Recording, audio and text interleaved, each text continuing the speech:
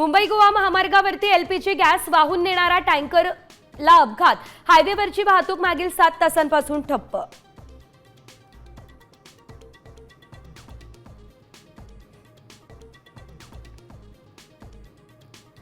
महादेवी हत्तीणीची नांदणी मठातून जामनगरच्या वंतारामध्ये रवानगी. कोल्हापूरकरांना अश्रू अनावर, काही नागरिकांची पोलिसांच्या गाड्यांवर तुफान दगडफेक.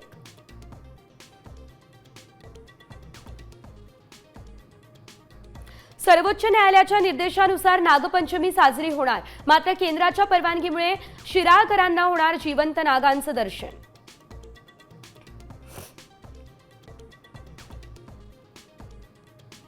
पहलगाम हल्ल्याचा मास्टरमाइंड हाशिम मुसासह 3 दहशतवादी ठार.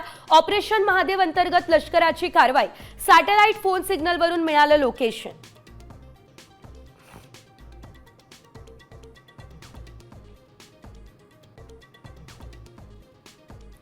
जागतिक महिला बुद्धिबळ स्पर्धेत मराठमोळ्या दिव्या देशमुखला जेतेपद. महाराष्ट्र सरकारतर्फे दिव्या देशमुखचा भव्य होणार सत्कार.